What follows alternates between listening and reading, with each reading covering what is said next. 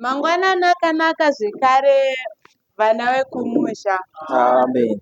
Nhasi pachikoro chedu cheSabata tichange tichidzidza pamusoro pekunaka kwekusiyana mumhuri.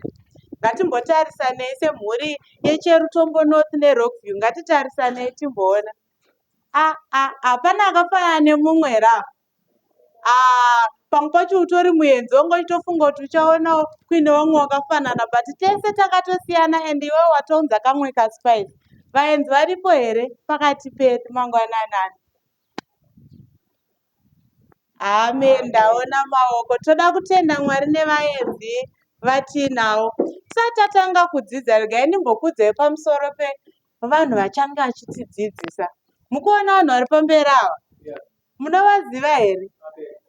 Vamwe vanovaziva, vanobva kumhuri dzakasiyana siyana, asi vakafunga kugadzirawo yavo kana kuti kavo kamhuri, noti kadiki kaka. Kadiki? Ai kaka, mutosaidza mhuri yese iyi. Alright. Iyoyi mhuri hazvina kunaka kuti titange kudzidza vasina kumboimbira vaenzi kambo, nekuti imhuri inoita zvekuimba. Ndichakumbira mhuri musimuke. Inonzi heavenly influence. Ngatitei kuti mhuri yeheavenly influence. Munogonesa imi. Regai tizotiwo vanogona here.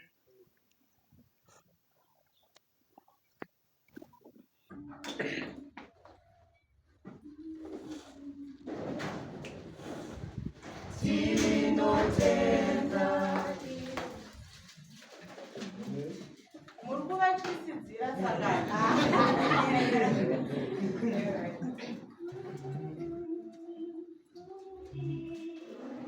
Magadziro here kuti vange vachigona. Kuona kana zviso zvaita sei zvaakunyemwerera.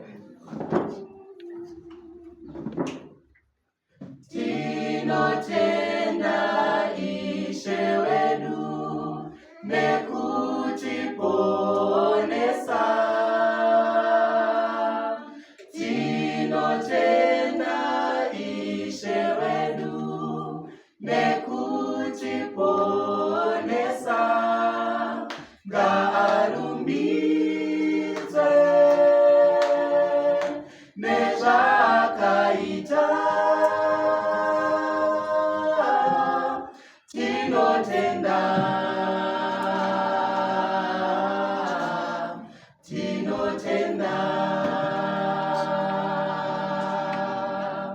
ngaarumbidzwe nezvaakaita. Tinotenda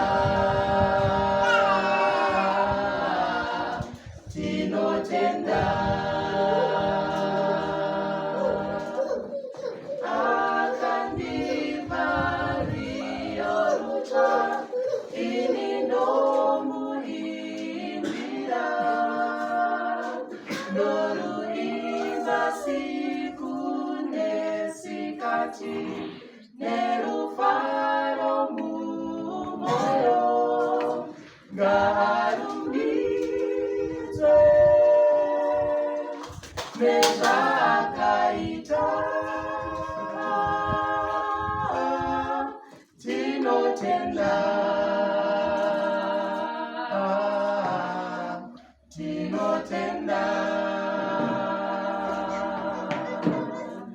ngaarumbidzwe nezvaakaita. Tinotenda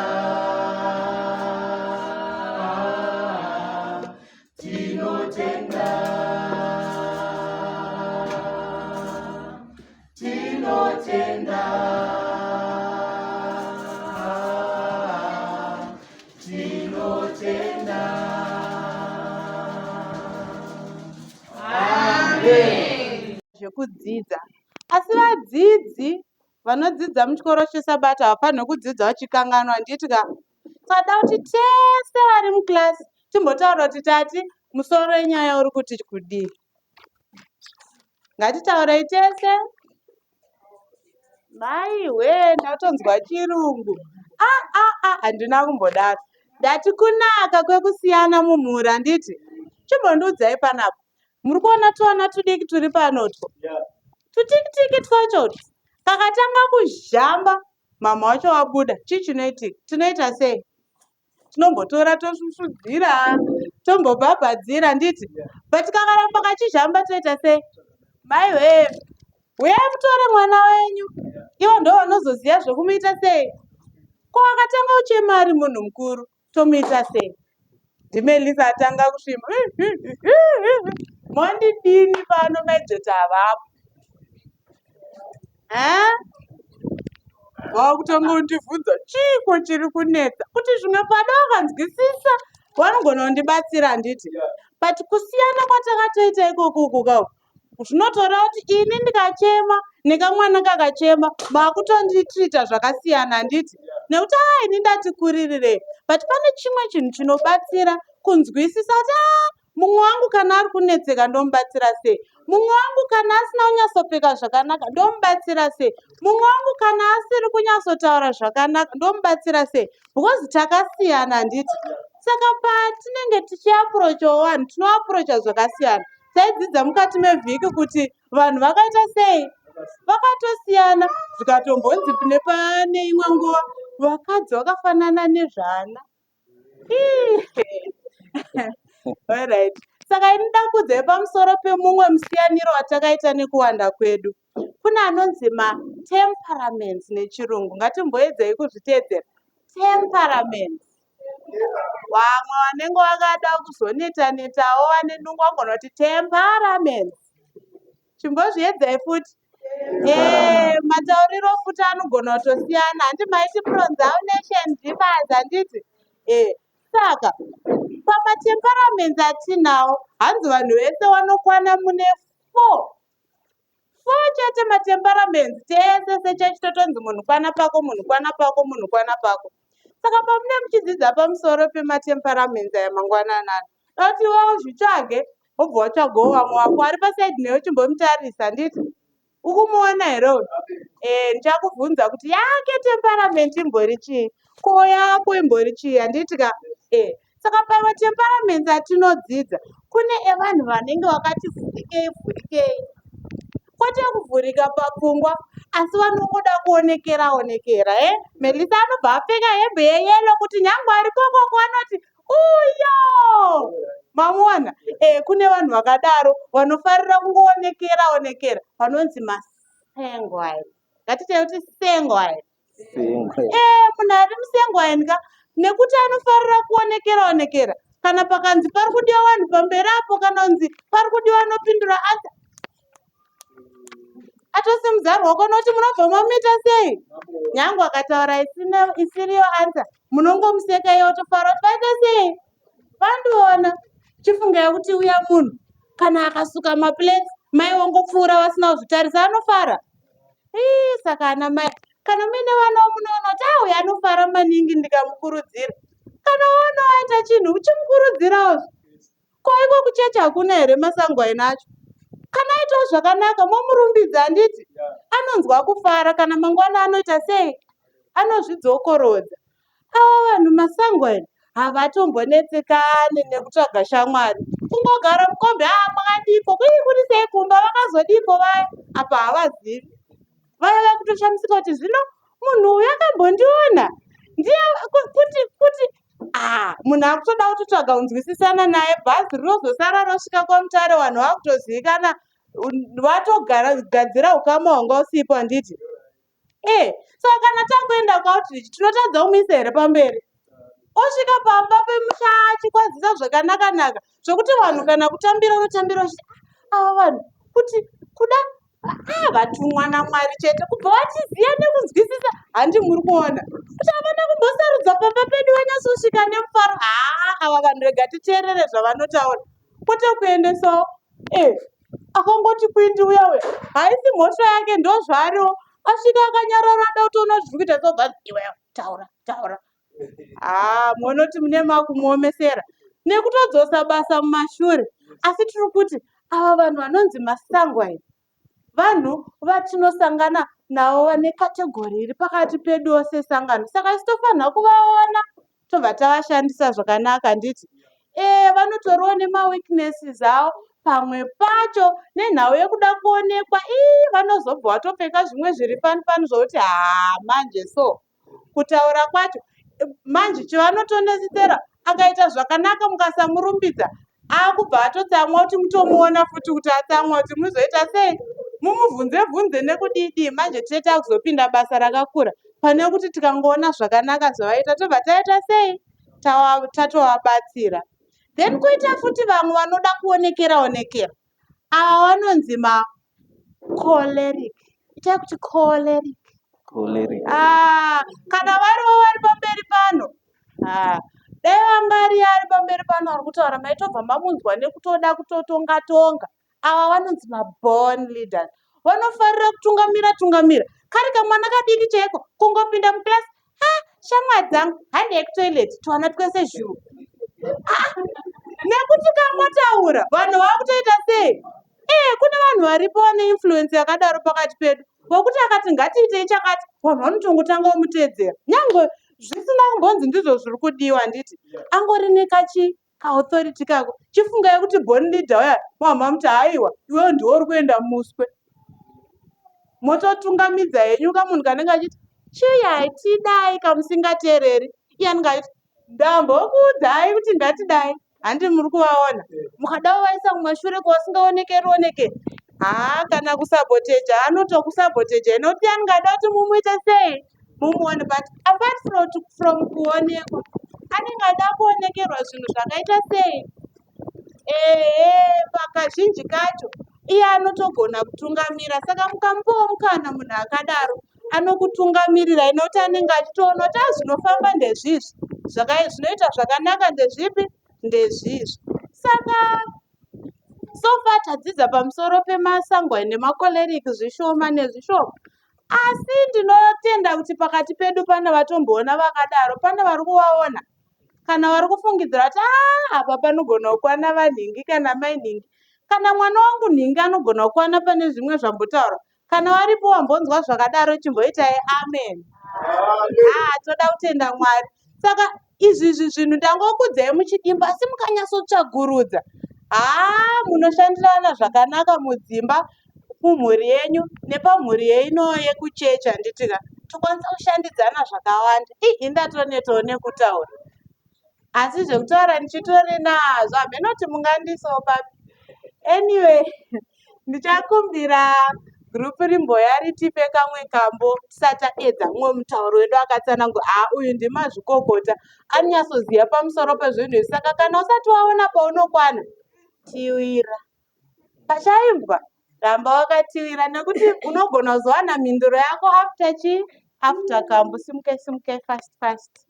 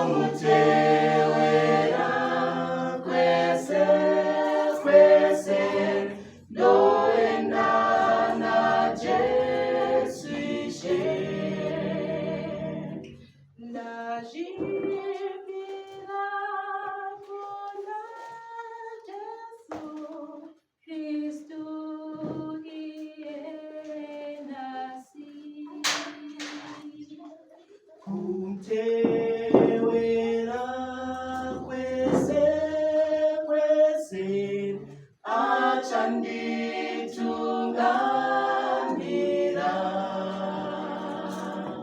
Ndoenda naJesu Ishe, ndoenda naJesu Ishe, ndomutewera kwese kwese, ndoenda naJesu Ishe, ndoenda naJesu Ishe, ndoenda naJesu Ishe wangu, ndomutewera kwese kwese, ndoenda naJesu Ishe.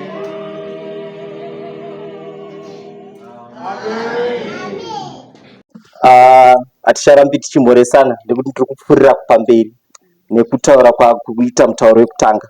So tadzidza matemperaments 2 zvichireva kuti kwasara mamwe maviri. Kudzidza kwatiri kuita semutauri tiri kuda kuti tiappreciate kusiyana kwatakaita, then tobva taona kuti tokomplimentana sei kuti upenyu hwedu hufambe zvakanaka, nekuti zvakaiswa naMwari muuchenjeri hwavo kuti tisiyane. Ndakambozvifungawo zvangu kuti kungoti ndakati mumaziso evanhu ndanenge ndakati nonokei kuroora.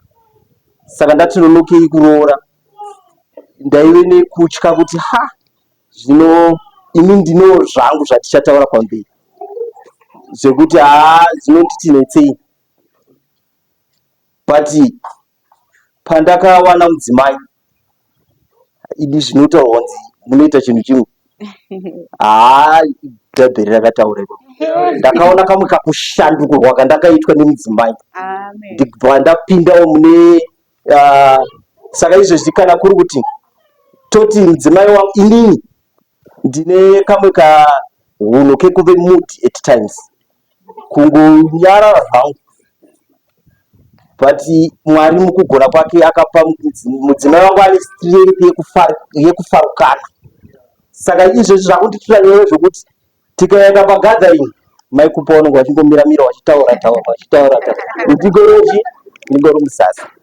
Indogona kuita time ndisina kutextira even munhu ari padyo neni WhatsApp chaiyo kana kuisa status, haunotonzwa ndichibva kubasa ndataura namama wacho aripo zvekuti ende wakufa. Handiri kuona izvozvo kubatana kwakaita mai kupa neni tichiumba chinhu chimwe chete, ndiri kuzviappreciate ende ndiri kuona kuti Mwari wakatigonera mukuita kusiyana kwedu. Saka ndiri kuda kutaura nerimwe gurupu revanhu rinokwana mune vanonzi mamelancholic.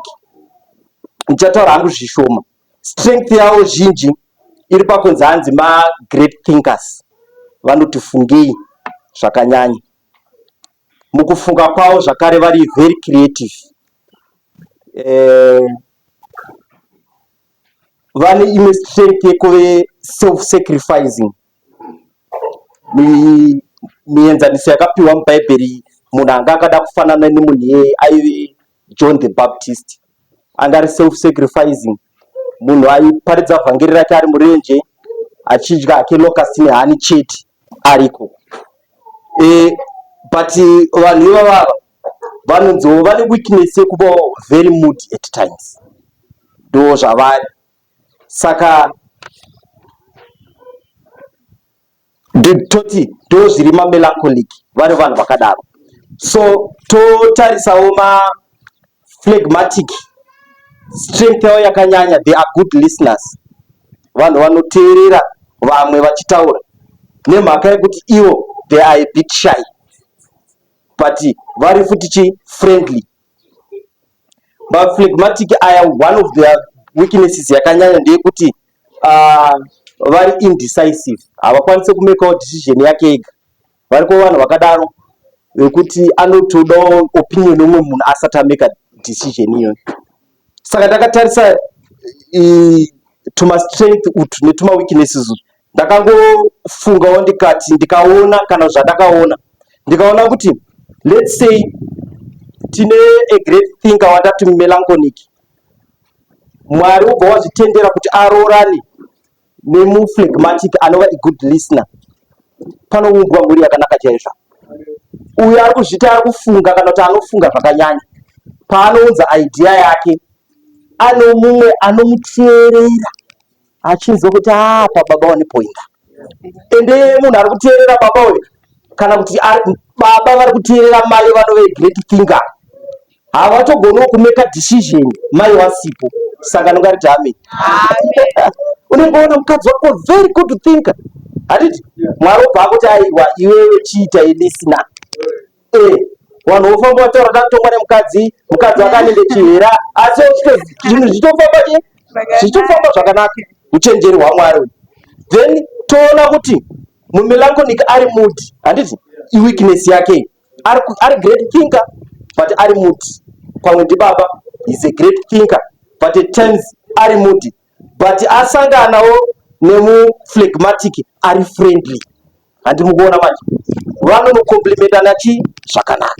Saka vhangeri kana kuti chidzidzo chatakabata mukati mewiki kubudikidza naElder, tichibva taunzawo imwe dimension yekusiyana kwevanhu, tiri kungoda kubuditsa kana kuti tiri kungoda kubuditsa kusiyana kwakaita vanhu, asi zviri zvinhu zvakatinakira mumhuri dzedu.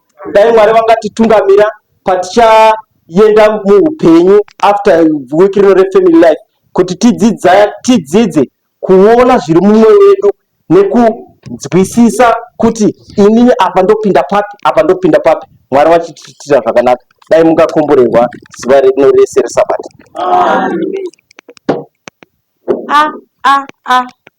Vanhu vatopera ka.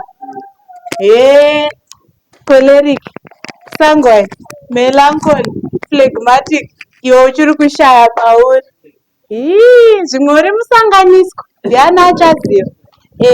Zvinowanika kuti munhu anogona kutoredzera tushoma twekuku netushoma twekuku, asi pakupedzisira hapana munhu asina personality, handiti ka. Saka zvakaita kakudaro. Ndambokutaurirai ndikati ndichakubvunza kuti munhu ari pasaidi pako ane temperament ipi. Saka ndichatanga nani ndiani anoda kutiudza kana aona kuti munhu ari pasaidi pake anenge akarerekera kupi, anoda kusheya nesu.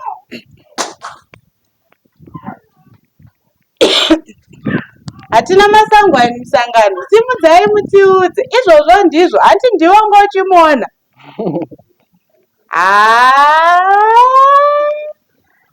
Ndoona kunge vajaricha vanyatsonzwisisa. Noti matarisiro angu achiti amai.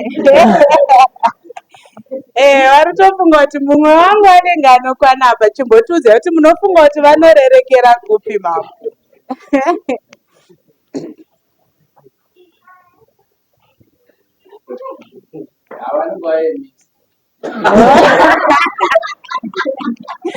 Amen, toda kutenda. Rega timbofambisa ndege. Ndaona mai moyo wabva kupinda nditika. Pasaidi pavo pane chiponda moyo chavo. Alright. Saka pane chidimbu chamangonzwa. Imunofunga kuti baba wakarerekera kusaidi kupi pamatemperaments 4 ariko.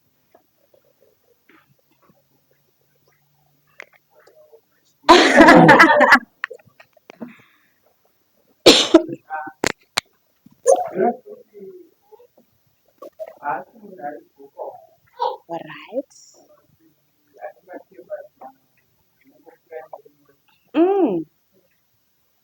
Amen. Hantabva tatoiona temperament yacho ka. Saka muri kuona kuti hazvinetsi ukanyatsotarisa mumwe ari kudivi kwako kana unowanzoshamwaridzana naye unogona kutoziva kuti ndoshanda sei naye, zvokuti iwe ukasvika pana Melisa ukanzi ukamuti Yesu akaramba kudavira unogona kutsamwa zvikanzwisisika handitika.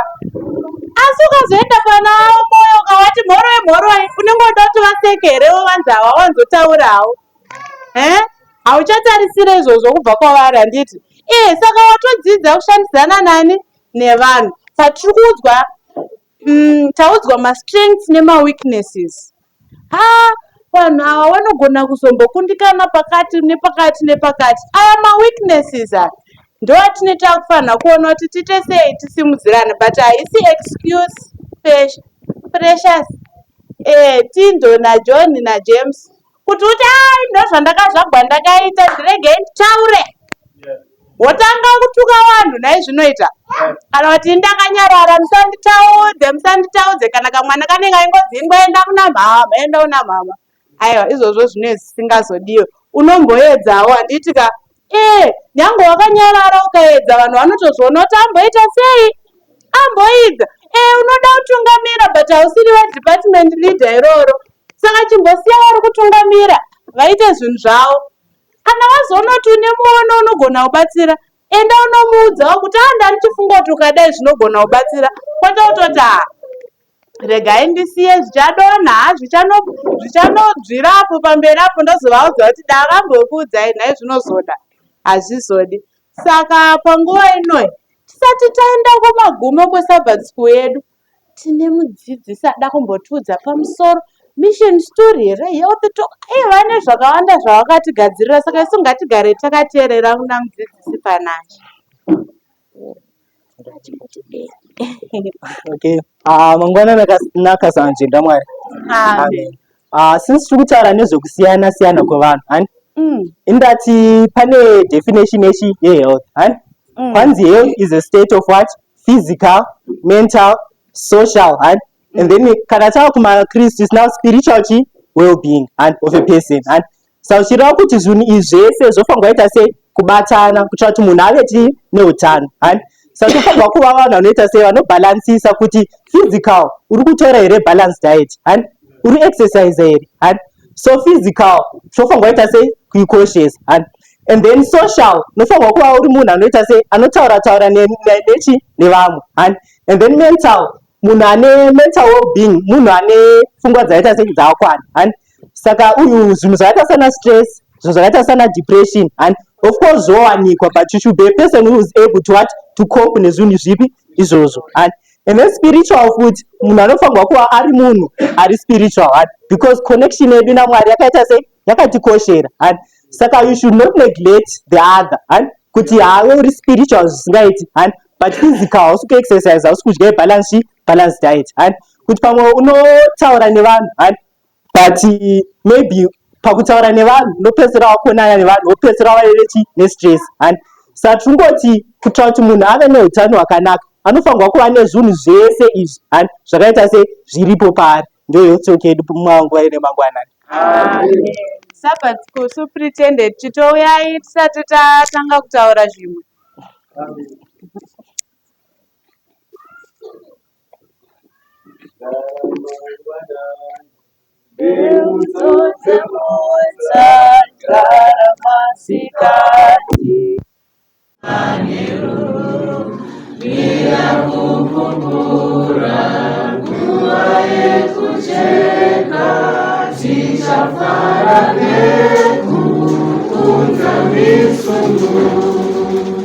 Mangwana akanakisa sakanodzera Mwari.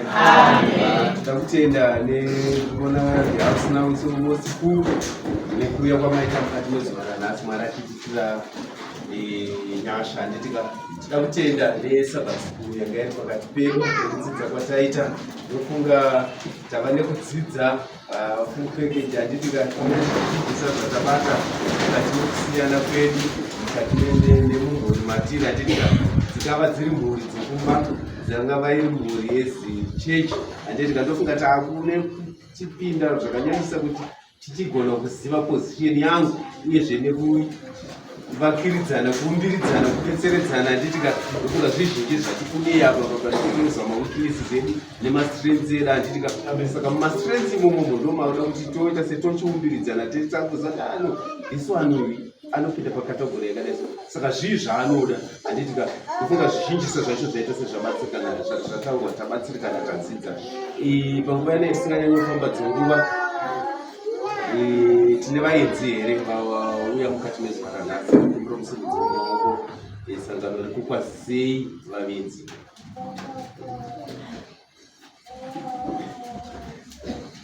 Toda kutenda pano ndofunga zvakare tine Rockview dzimai makasununguka Sister Church. Toda kutenda nerurepo hwenyu dzimai makasununguka mukati mezuva ranhasi hamusi vaenziba asi muri vego. Ngatibatirane pamwe chete chinhu chedu programu yedu. Tabvapo tingada kubatsirwawo nelesson summary lesson yedu kupawo chidiki. Mangwanani akanaka sangano nzendera Mwari. Lesson yevanhu vakuru tikaitora memo text yedu iri pana Mark chapter 14 verse 36. Yesu achitaura achiti Abba Baba.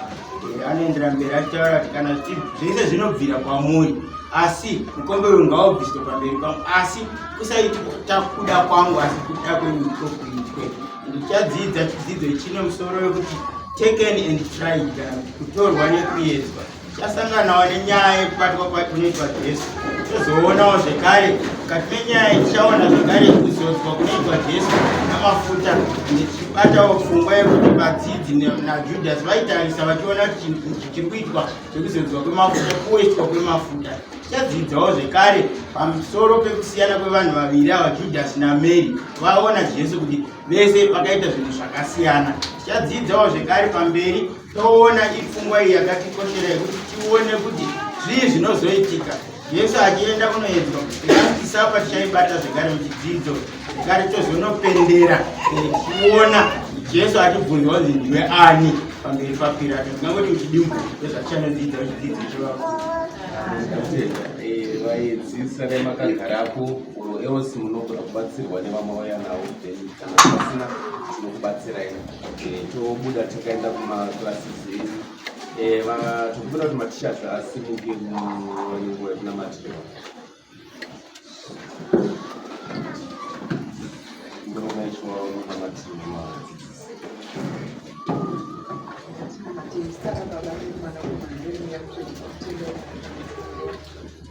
Mangwanani maite mwaro kugera mwana makachengeta kabisa kana kuona apota kuna mukati mezore sabata zvere mwana wakadza ndokona kufunde zvinokwanisa pasi pakadima kufunda mire wakaudeni atapinda kunodzidza kuda kusava chadzidzisa mune ndizvikari chiri paunodzidzisa mwari wokudenga garewo kubava sipemunhu waudzidzisa asadzisa vandivo asi kunodzidzisa muvakumuni titiraiwo nyasha mwari wokuina mutiro pafadzi pazuva ranhasi achaita kuna makaitira mizara Amen.